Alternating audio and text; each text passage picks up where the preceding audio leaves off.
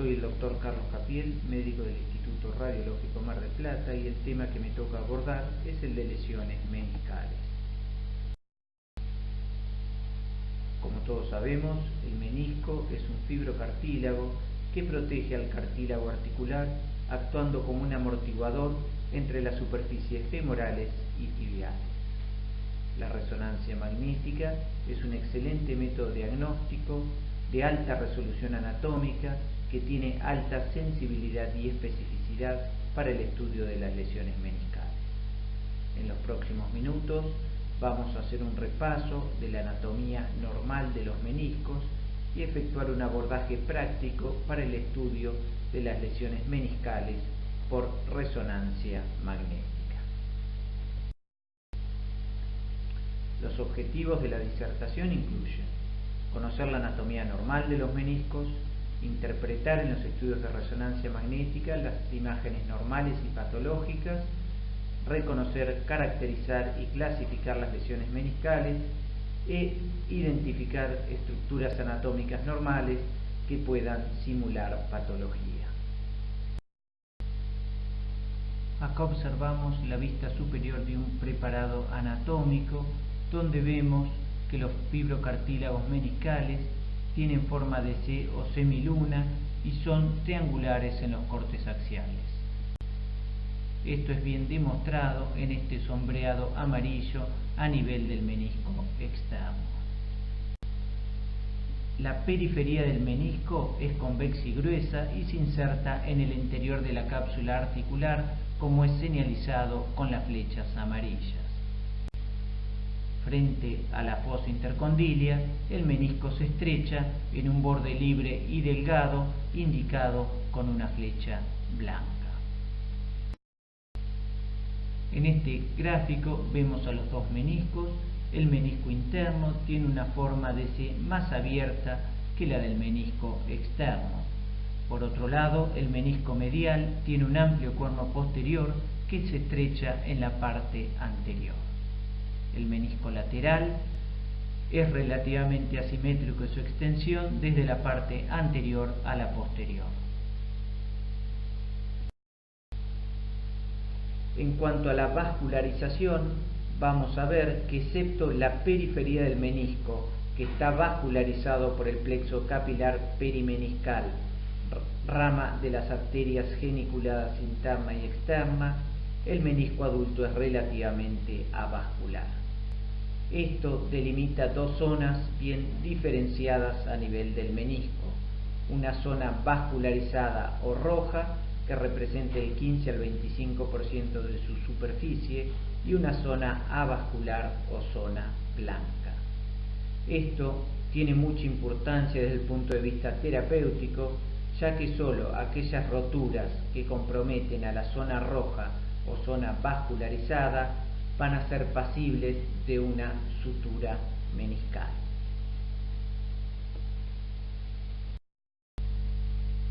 Como vemos en el gráfico de la derecha, la microestructura del fibrocartílago meniscal está organizada de tal manera que los haces de colágeno forman dos zonas distintas, una circular y una transversa.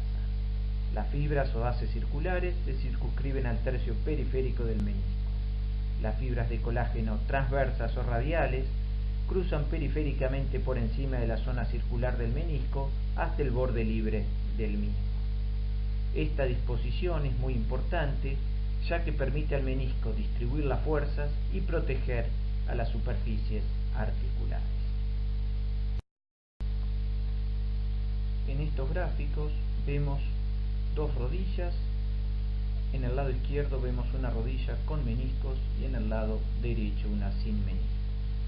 Al ser sometidos a una carga, vemos en el lado izquierdo cómo los meniscos distribuyen la fuerza y protegen al cartílago articular.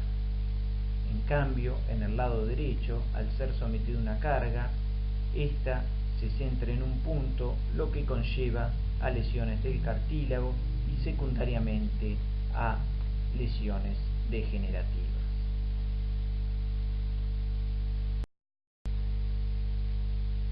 Entonces, dentro de las funciones del menisco se incluyen la transmisión de fuerzas axiales y de torsión a través de la articulación, amortiguación de cargas mecánicas, limitación del desplazamiento, distribución del líquido sinovial, estabilizador secundario de la rodilla y, como dijimos, protege al cartílago articular. La resonancia magnética es un excelente método para el estudio del menisco. Hoy en día existen distintas secuencias que permiten evaluar con gran detalle a estos fibrocartílagos. La utilización de una u otra secuencia va a depender del equipo del cual uno disponga, como así también del software. Cortes sagitales de resonancia magnética en secuencias de densidad protónica que muestran al menisco interno con una señal baja y uniforme. El menisco se divide arbitrariamente en cuerno anterior, cuerpo y cuerno posterior, y estas estructuras se encuentran señalizadas con una flecha negra. En este caso, cortes sagitales, también de densidad protónica, que muestran a un menisco externo de características normales. Corte coronal en secuencias de eco de gradiente, que nos muestra a los meniscos interno y externo con gran detalle anatómico. Es muy importante, cuando uno estudia los meniscos, evaluarlos en los tres planos: en el plano sagital, en el coronal y en el axial, ya que muchas veces la disposición del trazo de rotura hace que nosotros solo veamos la lesión en uno de esos planos. La resonancia magnética permite diagnosticar la lesión meniscal, evaluar su localización, tipo y longitud, y por otro lado, estudiar el compromiso de otras estructuras articulares. Lo que no va a poder es determinar si una lesión es sintomática o asintomática.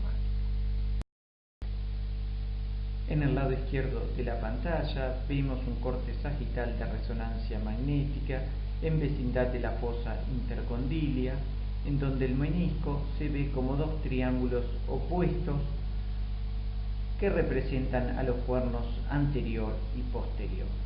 En el lado de la derecha vemos un estudio artroscópico normal, donde se identifica claramente las superficies articulares del fémur y la tibia y al borde libre del menisco.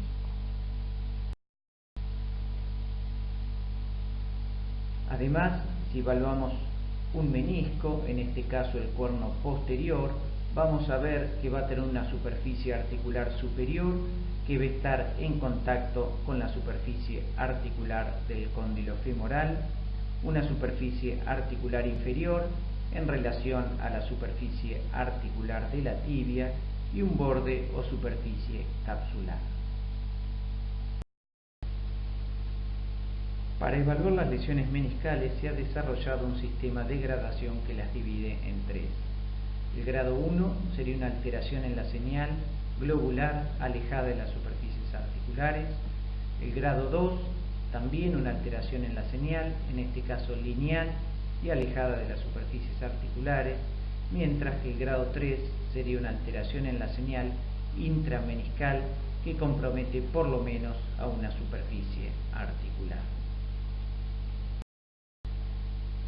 Si nosotros vemos cuáles son los criterios para que una clasificación de estas características sea útil, vamos a ver que tiene que ser de compresión sencilla, indiscutible e interobservador, y debe tener validez multidisciplinaria. Y muchas veces el problema que nos encontramos frente a esta clasificación es que no es conocida por los médicos traumatólogos o los médicos clínicos que nos derivan los estudios. Es por ello que nosotros preferimos dividir a la patología meniscal en degeneración hialina, roturas, menisco discoide, separación meniscocapsular y quistes meniscales. Cortes sagitales de resonancia magnética. La imagen de arriba muestra un estudio normal con un menisco de señal uniforme y baja. En el lado izquierdo vemos un cuerno posterior del menisco interno con signos de degeneración hialina. La degeneración hialina se caracteriza por alteración en la intensidad de señal intrameniscal sin compromiso de las superficies articulares, mientras que en la imagen de abajo y a la derecha vemos un cuerno posterior del menisco interno con una rotura meniscal, en la cual observamos múltiples imágenes hiperintensas que contactan a las superficies articulares y que por lo tanto representan una rotura meniscal. Cuando hablamos de una degeneración hialina, hablamos de una degeneración mucinosa o mixoide del menisco. Se caracteriza por un aumento de la señal intrasubstancia sin compromiso de las superficies articulares. Es habitualmente asintomático y más frecuente en el cuerno posterior del menisco interno. Si bien representa un potencial debilitamiento del menisco, no puede utilizarse como factor pronóstico para el desarrollo de una rotura. Esto ha sido demostrado en numerosos trabajos y es importante tener en cuenta que aquellos pacientes con degeneración hialina en los meniscos no necesariamente van a desarrollar una rotura meniscal. A la izquierda de la pantalla vemos un estudio de resonancia magnética en cortes sagitales que muestra una degeneración a nivel del cuerno posterior del menisco interno. Se manifiesta por una alteración en la señal intrasubstancia sin compromiso de las superficies articulares, como es también observado en el gráfico de la derecha. Artroscópicamente, estos meniscos son normales. Podemos definir a las roturas meniscales como lesiones que se caracterizan por presentar alteración en la intensidad de señal del menisco con compromiso de las superficies articulares. Pueden afectar a una o ambas superficies articulares y o al borde libre. Generalmente provocan cambios morfológicos y son más frecuentes a nivel del cuerno posterior del menisco interno. Según la morfología podemos clasificar las roturas meniscales en horizontales, verticales, oblicuas o complejas. A su vez, las verticales pueden ser longitudinales, radiales o en asa de Wahl. Según la topografía, pueden comprometer al cuerno anterior, al cuerpo o al cuerno posterior. Y a su vez, pueden afectar al sector periférico o bien al borde libre. Las roturas horizontales, como su nombre lo indica, se caracterizan por un trazo de dirección horizontal que compromete a las superficies articulares. Como vemos en la imagen de la izquierda, un corte sagital de resonancia magnética que muestra un trazo lineal hiperintenso señalizado con una flecha negra. Este tipo de rotura generalmente son asintomáticas y comprometen a pacientes de más de 50 años. Afectan con mayor frecuencia al menisco externo. El gráfico de abajo y la derecha ejemplifica el trazo de la rotura. 4 cortes sagitales de resonancia magnética del mismo paciente que muestran la rotura como un trazo de dirección horizontal que compromete a las superficies articulares y que está señalizado con la flecha negra. Cortes coronales en secuencias de eco gradiente del mismo paciente que muestran el trazo horizontal que compromete al menisco externo señalizado con una flecha blanca. El menisco interno es de características normales. Las roturas verticales pueden ser longitudinales, radiales o en asa de Wahl. En este caso, una rotura vertical longitudinal. La imagen de la izquierda muestra un corte sagital de resonancia magnética en la cual observamos un trazo lineal hiperintenso de dirección vertical que compromete a las superficies articulares y representa una rotura vertical que está señalizado con una flecha negra. La imagen de la derecha abajo muestra la dirección longitudinal del trazo de la rotura. Este paciente fue sometido a un estudio artroscópico que está en el lado derecho de la pantalla y donde se ve la rotura también señalizada con una flecha negra. Otro paciente con una rotura vertical longitudinal. Las dos imágenes de arriba son cortes sagitales de resonancia magnética en densidad protónica que muestran el trazo de rotura vertical con una flecha negra. Las imágenes de abajo son secuencias de eco gradiente en el plano coronal que muestran el trazo de rotura con una flecha blanca. Este paciente fue sometido a una artroscopía y se realizó una sutura de la rotura vertical. La rotura comprometía a la zona roja o zona vascularizada del menisco. Otro tipo de rotura vertical es la rotura radial. Se caracteriza por una rotura que es perpendicular al borde libre del menisco. En la imagen de la izquierda vemos un corte sagital de resonancia magnética donde se observa una rotura en la unión del cuerno posterior con el cuerpo del menisco externo que se manifiesta por un trazo intenso de dirección vertical. El gráfico de abajo y la derecha muestra la disposición del trazo de la rotura radial. Otro paciente con una rotura vertical radial. La imagen de arriba a la izquierda muestra un corte sagital en densidad protónica de resonancia magnética que muestra un trazo de dirección vertical en la unión del cuerno anterior con el cuerpo del menisco externo.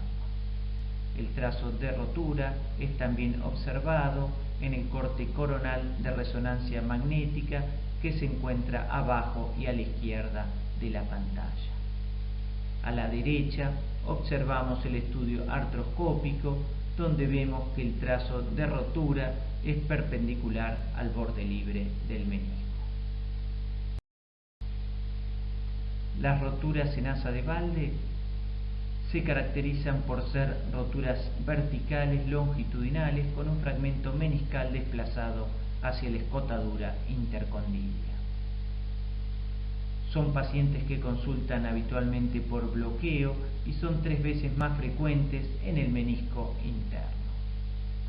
En el lado izquierdo de la pantalla vemos arriba un gráfico y abajo un corte axial de resonancia magnética donde vemos el fragmento meniscal desplazado a la escotadura intercondilia. En este caso, cortes sagitales de resonancia magnética en densidad protónica, donde se observa una rotura que compromete al cuerno posterior y cuerpo del menisco interno, señalizado con una flecha negra. Los cortes sagitales del mismo paciente a nivel de la escotadura intercondilia muestran el fragmento meniscal desplazado. El mismo se encuentra señalizado con una punta de flecha blanca. La rotura en asa de Walde fue posteriormente confirmada por el estudio artroscópico. Otra rotura vertical en asa de Walde observada en cortes coronales de resonancia magnética. En la imagen del lado derecho vemos señalizado con una flecha blanca la rotura del cuerno posterior y cuerpo del menisco, y la punta de flecha nos indica el fragmento meniscal desplazado hacia la escotadura. Como ya dijimos, la resonancia magnética es un excelente método diagnóstico, como vemos, con alta sensibilidad y especificidad para el estudio de las lesiones meniscales. Vamos a continuar ahora con el menisco discoide. El menisco discoide es un menisco displásico que ha perdido su forma normal de media luna y tiene una configuración ancha semejante a un disco. El feto, antes de nacer, presenta un menisco ancho de forma redonda. Al nacer reabsorbe su porción central y adquiere la configuración habitual del menisco adulto. Cuando esta reabsorción no se produce es cuando aparece el menisco discoide. La incidencia es del 5% aproximadamente de la población y es una patología congénita. Cortes sagitales en densidad protónica de resonancia magnética que muestran un menisco discoide que se caracteriza por ser un menisco de configuración ancha en el cual vemos al cuerpo en los 4 cortes. El menisco discoide es más susceptible de roturas y en este caso vemos un menisco discoide con una rotura que compromete tanto al cuerno anterior como al posterior y que se encuentra señalizado con una flecha negra. Los quistes parameniscales aparecen como loculaciones o simples colecciones de líquido en la periferia del menisco. Se encuentran habitualmente en el 1% de las meniscectomías y vamos a ver que los laterales son entre 3 y 7 veces más frecuentes que los mediales. Desde un punto de vista clínico, aparecen a la altura de la línea de la articulación, bien como una masa focal o como una tumefacción, y es por eso que muchas veces es necesario hacer el diagnóstico diferencial con osteofitos, quiste sinovial, quiste tibio-peroneo, bursitis o masas. En estos casos, la resonancia magnética cumple un rol muy importante para diferenciar todas estas entidades. El 90% de los quistes parameniscales laterales se asocian en una rotura horizontal. En este caso vemos una rotura horizontal a nivel del menisco externo que se encuentra señalizado con una flecha negra. La flecha blanca nos indica o nos muestra el quiste parameniscal. Otro paciente con una rotura de tipo horizontal, observado en un corte sagital en densidad protónica a la izquierda y en un corte coronal en secuencias de ecogradiente. La flecha blanca nos muestra el quiste parameniscal, mientras que las negras nos señalan la rotura de tipo horizontal. Los quistes mediales tienden a ser más grandes que los laterales, ya que disecan o se hernian a través de los tejidos blandos, es decir, la cápsula y el ligamento colateral medial, y es por ello que a menudo pueden estar presentes en un lugar distinto del origen de la rotura meniscal. En este caso, con la flecha blanca, mostramos un quiste parameniscal del menisco interno. Otro paciente, la imagen de la izquierda, nos muestra una rotura oblicua que compromete al cuerno posterior del menisco interno y que está señalizado con una flecha negra. El corte coronal en secuencias de ecogradiente nos muestra el quiste parameniscal que se observa como una imagen hiperintensa o blanca en la periferia del menisco. Mismo paciente en donde se observa el quiste parameniscal en este corte sagital en secuencias T2. Por último, vamos a ver algunas estructuras anatómicas normales que pueden simular patología. Acá tenemos un corte sagital de resonancia magnética a nivel del menisco externo. Sobre su cuerno anterior nos llama la atención un trazo lineal hiperintenso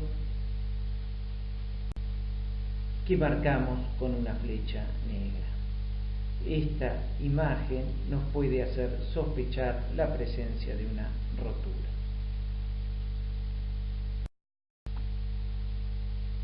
Sin embargo, cuando observamos los cortes contiguos, vemos que esa imagen que asienta a nivel del cuerno anterior del menisco externo se continúa hacia la parte interna de la rodilla, y en realidad lo que estamos observando es el ligamento transverso, que es un ligamento que une a los cuernos anteriores de los meniscos externo e interno.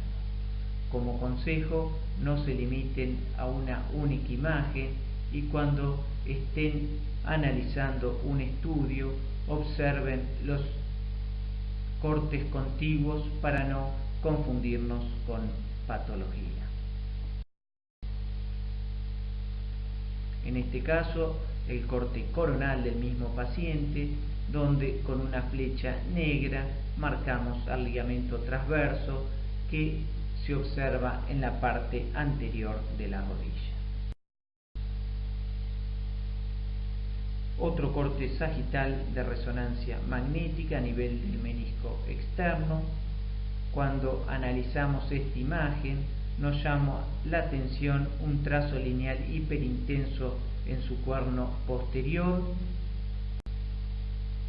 Lo marcamos también con una flecha negra y seguramente nos va a hacer pensar en rotura meniscal. Sin embargo, nuevamente, cuando vemos los cortes contiguos, vemos que corresponde a una estructura anatómica normal, que es el tendón del popliteo. Recuerde que el tendón del popliteo se aloja en la parte o por detrás del menisco externo y se encuentra separado del ligamento colateral lateral. Otro corte sagital de resonancia magnética a nivel del menisco externo. Con una flecha negra marcamos un trazo lineal que asiente en el cuerno posterior y que nos hace sospechar la presencia de una rotura meniscal. Sin embargo, cuando vemos los cortes contiguos, vemos que este corresponde a un ligamento menisco femoral que va a unir el cuerno posterior del menisco externo con la cara lateral del cóndilo femoral medial.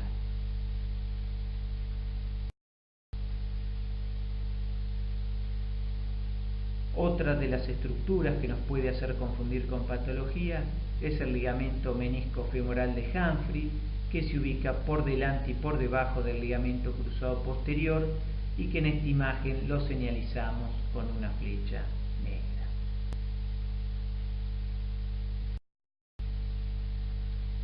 Vimos algunos ejemplos de imágenes que simulan roturas meniscales.